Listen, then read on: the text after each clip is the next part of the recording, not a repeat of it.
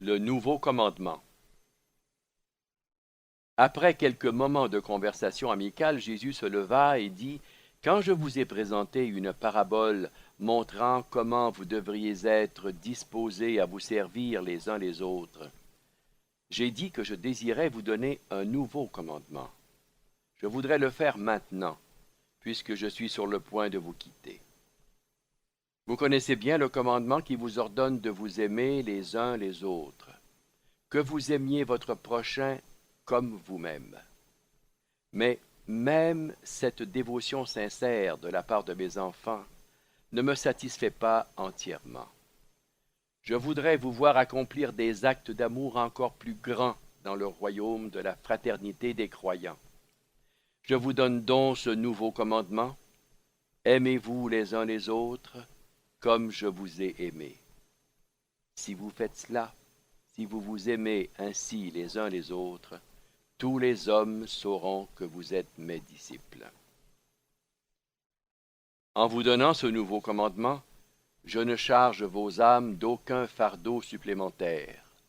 Je vous apporte plutôt une nouvelle joie et je vous donne la possibilité d'éprouver un nouveau plaisir en connaissant les délices d'effuser l'affection de votre cœur sur vos semblables. Même en supportant extérieurement des afflictions, je suis sur le point d'éprouver la joie suprême d'effuser mon amour sur vous et vos compagnons mortels. Quand je vous invite à vous aimer les uns les autres, comme je vous ai aimé, je vous présente la mesure suprême de la véritable affection, car nul ne peut avoir de plus grand amour que d'être prêt à donner sa vie pour ses amis. Or, vous êtes mes amis, et vous continuerez à l'être, pourvu que vous vouliez bien faire ce que je vous ai enseigné. Vous m'avez appelé maître, mais je ne vous appelle pas serviteur. Si seulement vous vous aimez les uns les autres comme je vous aime, vous serez mes amis, et je vous dirai toujours ce que le Père me révèle. Vous ne m'avez pas simplement choisi, mais moi aussi je vous ai choisi, et je vous ai conféré l'ordination afin que vous alliez porter des fruits dans le monde en servant vos semblables avec amour, de même que j'ai vécu parmi vous en vous révélant le Père. Le Père et moi, nous opérerons tous deux avec vous, et vous éprouverez la divine plénitude de la joie si seulement vous voulez obéir à mon commandement de vous aimer les uns les autres comme je vous ai aimés. Si vous voulez partager la joie du Maître, vous devez partager son amour. Et partager son amour signifie que vous avez partagé son service. Cette expérience d'amour ne vous délivre pas des difficultés de ce monde. Elle ne crée pas un nouveau monde, mais il est certain qu'elle rend l'ancien monde nouveau. Souvenez-vous que c'est la fidélité et non le sacrifice que Jésus demande. La conscience de faire un sacrifice implique l'absence de cette affection sincère qui aurait transformé ce service, expression de l'amour, en une joie suprême. L'idée de devoir signifie que vous avez une mentalité de serviteur et qu'en conséquence, vous n'éprouverez pas la joie suprême d'accomplir ce service en tant qu'ami et pour un ami. L'impulsion de l'amitié transcende toute conviction de devoir, et jamais l'on ne peut qualifier de sacrifice le service rendu à un ami par un ami. Le Maître a enseigné aux apôtres qu'ils sont les fils de Dieu, il les a appelés frères, et maintenant, avant de les quitter, il les appelle ses amis. Le cep et les sarments. Ensuite Jésus se leva de nouveau et continua à instruire ses apôtres. Je suis le vrai cep, et mon Père est le cultivateur. Je suis le cep, et vous êtes les sarments. Le Père me demande seulement que vous portiez beaucoup de fruits. On élague le cep que pour augmenter la productivité de ses sarments. Tout sarment stérile issu de moi sera retranché par le Père. Tout sarment portant des fruits sera émondé par le Père afin qu'il donne encore plus de fruits. Vous êtes déjà purifiés par la parole que j'ai prononcée, mais vous devez continuer à être purs. Il faut que vous demeuriez en moi et moi en vous. Le sarment meurt s'il est séparé du cep, de même que le sarment ne peut porter de fruits à moins qu'il ne demeure dans le cep. De même, vous ne pouvez pas non plus produire les fruits du service expression de l'amour si vous ne demeurez pas en moi. Souvenez-vous, je suis le vrai cep et vous êtes les sarments vivants. Si quelqu'un vit en moi et moi en lui, il portera beaucoup de fruits de l'esprit, et il éprouvera la joie suprême de produire cette moisson spirituelle. Si vous voulez maintenir ce lien spirituel vivant avec moi, vous porterez des fruits en abondance. Si vous demeurez en moi et si mes paroles demeurent en vous, vous pourrez communier librement avec moi. Alors mon esprit vivant pourra vous imprégner de telle sorte que vous serez à même de demander tout ce que mon esprit veut et de l'accomplir avec l'assurance que le Père fera droit à notre requête. Le Père est glorifié en ceci, que le cep ait beaucoup de sarments vivants, et que chaque sarment porte beaucoup de fruits. Et quand le monde verra ces sarments fertiles, mes amis qui s'aiment les uns les autres comme je les ai aimés, tous les hommes sauront que vous êtes vraiment mes disciples. De même que le Père m'a aimé, je vous ai aimé. Vivez dans mon amour comme je vis dans l'amour du Père. Si vous faites ce que je vous ai enseigné, vous demeurerez dans mon amour, de même que j'ai gardé la parole du Père et que je demeure perpétuellement dans son amour.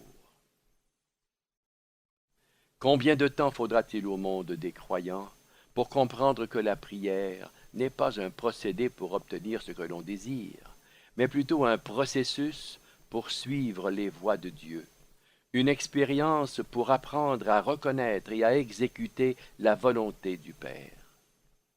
Il est néanmoins parfaitement exact que si votre volonté a été vraiment harmonisée avec la sienne, vous pouvez demander n'importe quelle chose conçue par cette union de volonté, et que cette chose vous sera accordée. C'est par Jésus que s'effectue cette union de volonté, de même que la vie du cep irrigue et traverse les sarments vivants. Quand ce lien vivant existe entre la divinité et l'humanité, il se peut que l'humanité irréfléchie et ignorante prie pour ses commodités égoïstes et pour de vaniteux accomplissements. Dans ce cas, il ne peut y avoir qu'une seule réponse divine, que les tiges des sarments vivants portent une plus grande quantité de fruits de l'esprit. Quand le sarment de la vigne est vivant, toutes ses requêtes ne peuvent recevoir qu'une seule réponse: produisez davantage de raisins. En fait, le sarment n'existe que pour porter des fruits, et ne peut rien faire d'autre que produire des raisins. De même, le vrai croyant n'existe que pour porter les fruits de l'esprit, qui consistent à aimer les hommes comme les hommes ont été aimés par Dieu, à s'aimer les uns les autres comme Jésus nous a aimés. Quand le Père étend sur le cep sa main disciplinaire, il le fait avec amour, afin que les sarments portent beaucoup de fruits. Un sage cultivateur ne coupe que les branches mortes et stériles. Jésus eut de grandes difficultés pour ramener simplement ses apôtres à reconnaître que la prière est une fonction des croyants nés d'esprit dans le royaume dominé par l'esprit. L'inimitié du monde.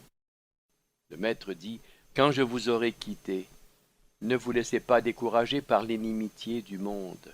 Ne soyez pas abattus, même quand des croyants pusillanimes se retourneront contre vous et se joindront aux ennemis du royaume. Si le monde vous hait, n'oubliez pas qu'il m'a haï avant vous. Si vous étiez de ce monde, le monde aimerait ce qui serait sien, mais parce que vous n'en êtes pas, le monde refuse de vous aimer. Vous êtes dans ce monde, mais vous ne devez pas vivre à sa manière. Je vous ai choisi et tiré du monde pour représenter l'esprit d'un autre monde auprès du monde même dans lequel vous avez été choisi. Mais souvenez-vous toujours de ce que je vous ai dit, le serviteur n'est pas plus grand que son maître. S'ils osent me persécuter, ils vous persécuteront aussi.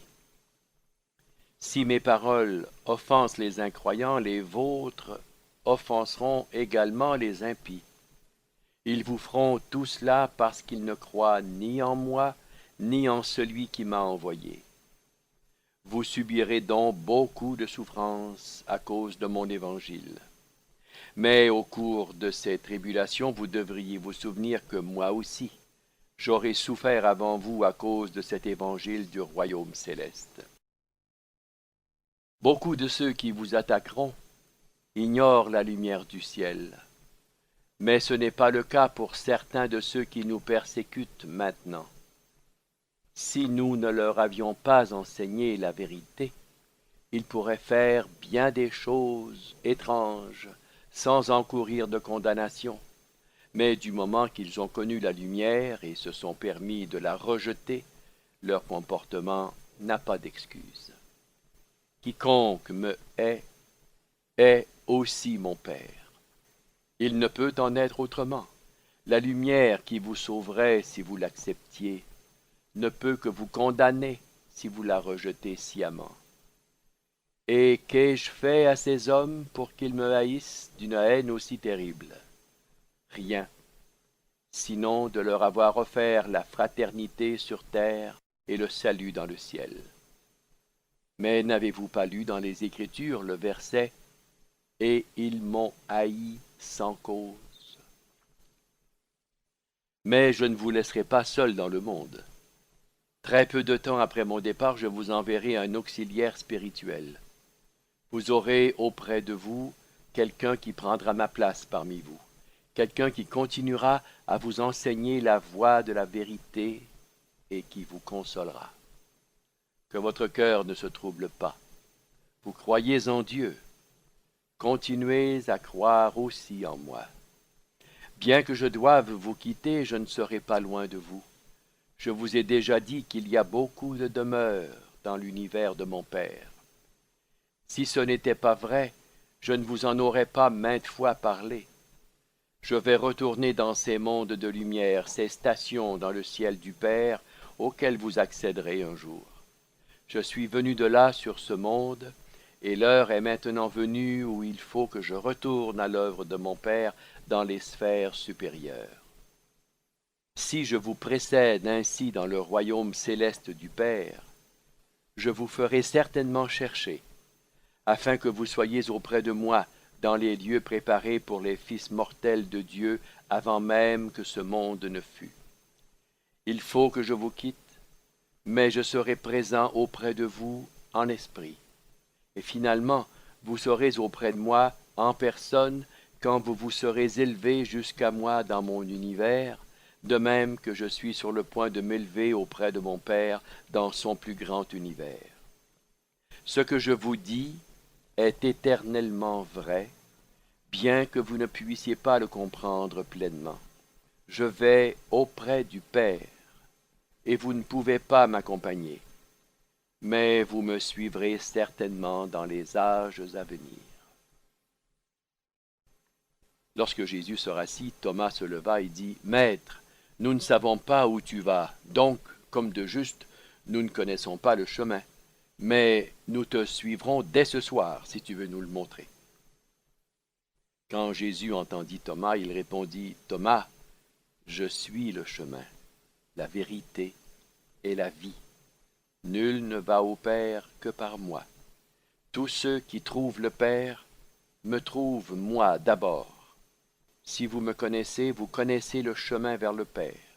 Or, vous me connaissez, car vous avez vécu avec moi et vous me voyez maintenant. » Mais cet enseignement était trop profond pour beaucoup d'apôtres, et spécialement pour Philippe, qui, après avoir dit quelques mots à Nathanaël, se leva et dit, « Maître, montre-nous le Père, et tout ce que tu nous as dit deviendra clair. » Lorsque Philippe eut ainsi parlé, Jésus dit, « Philippe, ai-je été si longtemps avec toi pour que même maintenant tu ne me connaisses pas? Je déclare de nouveau que quiconque m'a vu a vu le Père. Comment peux-tu alors dire, montre-nous le Père? Ne crois-tu pas que je sois dans le Père et le Père en moi? Ne vous ai-je pas enseigné que les paroles que je prononce ne sont pas mes paroles, mais les paroles du Père? Je parle pour le Père et non de moi-même. Je suis dans ce monde pour faire la volonté du Père, et je l'ai faite.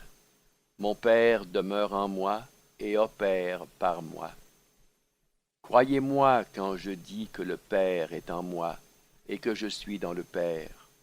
Ou alors croyez-moi à cause de la vie même que j'ai vécue, à cause de l'œuvre. La dernière prière en commun.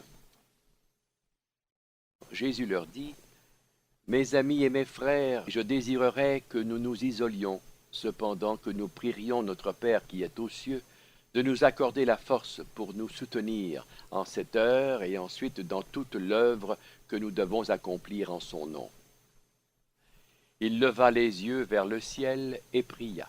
« Père, mon heure est venue. Glorifie maintenant ton Fils, afin que le Fils puisse te glorifier. Je sais que tu m'as donné pleine autorité sur toutes les créatures vivantes de mon royaume, et je donnerai la vie éternelle à tous ceux qui deviendront fils de Dieu par la foi.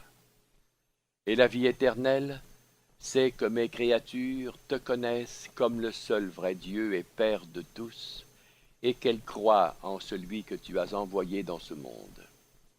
Père, je t'ai exalté sur terre et j'ai accompli l'œuvre dont tu m'as chargé. J'ai presque achevé mon effusion sur les enfants de notre propre création. Il ne me reste plus qu'à abandonner ma vie charnelle. Maintenant, ô mon Père, glorifie-moi de la gloire que j'avais avec toi avant que ce monde n'existe, et reçois-moi une fois de plus à ta droite. Je t'ai manifesté aux hommes que tu as choisis dans le monde et que tu m'as donnés. Ils sont à toi, comme toute vie est entre tes mains. Tu me les as donnés, et j'ai vécu parmi eux en leur enseignant les voies de la vie, et ils ont cru. Ces hommes apprennent que tout ce que j'ai vient de toi et que ma vie dans la chair est destinée à faire connaître mon Père au monde. La vérité que tu m'as donnée, je la leur ai révélée, et eux, mes amis et mes ambassadeurs, ont sincèrement voulu recevoir ta parole. Je leur ai dit que je suis issu de toi, que tu m'avais envoyé dans ce monde, et que je suis sur le point de retourner vers toi. Père, en vérité, je prie pour ces hommes choisis, et je prie pour eux, non comme je prierais pour le monde, mais comme pour des hommes que j'ai choisis dans le monde pour me représenter auprès de ce monde, après que je serai retourné à ton œuvre, de même que je t'ai représenté dans ce monde durant mon séjour dans la chair. Ces hommes sont miens, tu me les as donnés, mais tout ce qui est à moi est toujours à toi, et tu as fait que tout ce qui était à toi soit à moi. Tu as été exalté en moi, et maintenant je prie pour être honoré en ces hommes. Je ne puis rester plus longtemps dans ce monde, je vais bientôt retourner à la tâche que tu m'as assignée. Il faut que je laisse ces hommes derrière moi pour nous représenter et représenter notre royaume parmi les hommes. Père, préserve la fidélité de ces hommes pendant que je me prépare à abandonner ma vie dans la chair. Aide ces hommes, mes amis, à être un en esprit comme nous aussi nous sommes un. Tant que je pouvais être auprès d'eux, je pouvais veiller sur eux et les guider, mais maintenant je vais partir. Sois près d'eux, Père, jusqu'à ce que nous puissions envoyer le nouvel instructeur pour les consoler et les fortifier. Ces hommes sont faibles et frêles, mais je sais que nous pouvons leur faire confiance. Je les ai éprouvés. Ils m'aiment autant qu'ils te révèrent.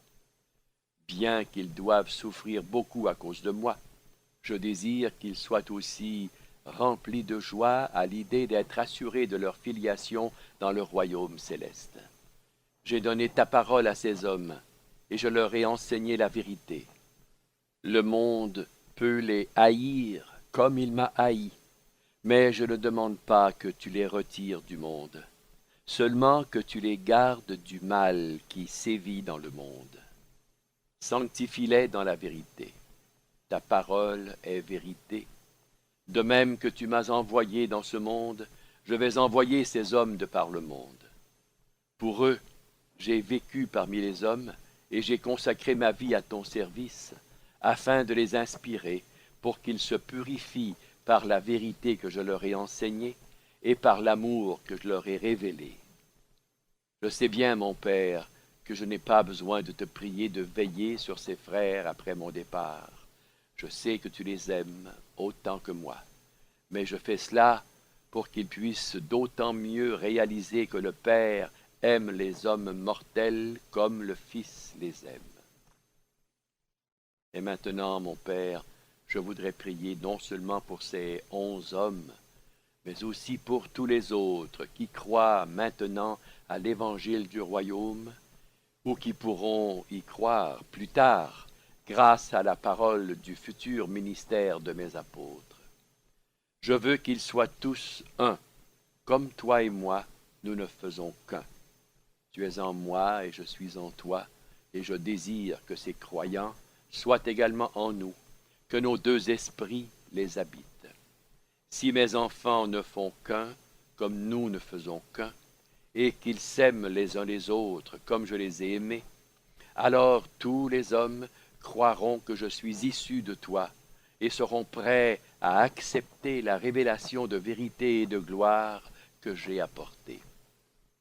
J'ai révélé à ces croyants la gloire que tu m'as donnée. De même que tu as vécu avec moi en esprit, de même j'ai vécu avec eux dans la chair. De même que tu n'as fait qu'un avec moi, de même je n'ai fait qu'un avec eux. Et de même, le nouvel instructeur ne fera également à jamais qu'un avec eux et en eux. J'ai fait tout cela pour que mes frères incarnés puissent savoir que le Père les aime comme le Fils les aime, et que tu les aimes comme tu m'aimes. Père, travaille avec moi à sauver ces croyants, afin qu'ils puissent bientôt demeurer avec moi en gloire et te rejoindre ensuite dans l'étreinte du paradis.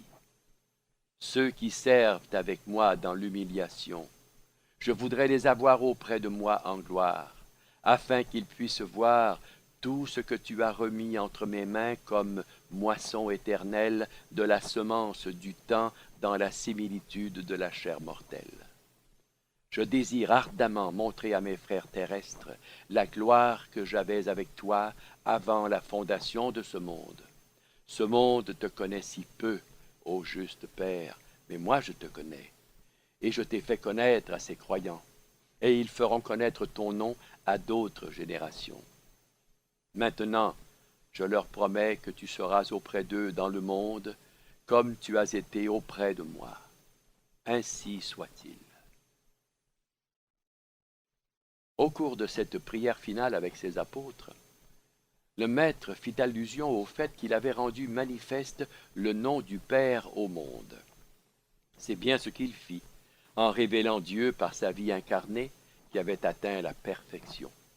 Lorsque Jésus eut achevé sa vie terrestre, le nom du Père avait été révélé de telle sorte que le Maître, qui était le Père incarné, pouvait dire à juste titre « Je suis le pain de vie, je suis l'eau vivante, je suis la lumière du monde, je suis le désir de tous les âges, je suis la porte ouverte au salut éternel, je suis la réalité de la vie sans fin, je suis le bon berger, je suis le sentier de la perfection infinie, je suis la résurrection et la vie, je suis le secret de la survie éternelle, Je suis le chemin, la vérité et la vie.